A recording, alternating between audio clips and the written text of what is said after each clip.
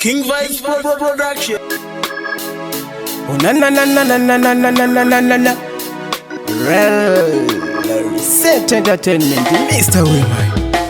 Sondaga tangisa alfunge ngashirika lichango mirira nguva mwari ndichivataka sisimba ngaritaka ndichiponda raga swakaipa ndichireka ndichishanda ndichitsvaka. No time to relax, more time for my ways. Never family to fit nevese vemuroti ndakudiwa nemakati kandoita itaimu ndibate. Wakapota nesango wakapota wakadzoka kana rango buda ndoziya rinodoka kugarira nguva usafe wanonoka ngwarira powoisa tsoka kuti uyambuke iweziya. Mari haitenge rudoi, mari haitenge rudoi, cause inema ups nema downs nema traps kuti zviite itachikavatangisa afunge ngazvireka ndichangomirira nguva mwari ndichivataka sisimba ngaritaka ndichiponda raga zvakaipa ndichireka ndichishanda ndichitsvaka. No time to relax, more time for my ways. Never family to fit nevese vemuroti ndakudiwa nemakati kandoita itaimu ndibate.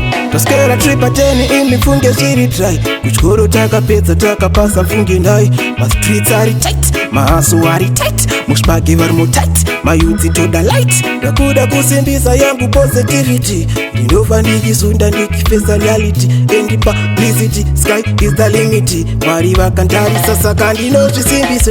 Zvandakatangisa afunge ngazvireka ndichangomirira nguva mwari ndichivataka sisimba ngaritaka ndichiponda raga zvakaipa ndichireka ndichishanda ndichitsvaka. No time to relax, more time for my ways. Never family to fit nevese vemuroti ndakudiwa nemakati kandoita itaimu ndibate. Wakapota nesango wakapota wakadzoka kana rango buda ndoziya rinodoka kugarira nguva usafe wanonoka ngwarira powoisa tsoka kuti uyambuke iweziya. Mari haitenge rudoi, mari haitenge rudoi, cause inema ups nema downs nema traps kuti zviite itachikavatangisa afunge ngazvireka ndichangomirira nguva mwari ndichivataka sisimba ngaritaka ndichiponda raga zvakaipa ndichireka ndichishanda ndichitsvaka. No time to relax, more time for my ways. Never family to fit nevese vemuroti ndakudiwa nemakati kandoita itaimu ndibate.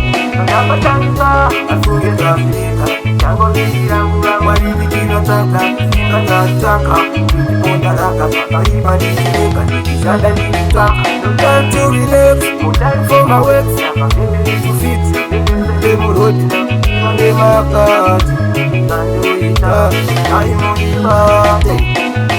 King Vibes Production.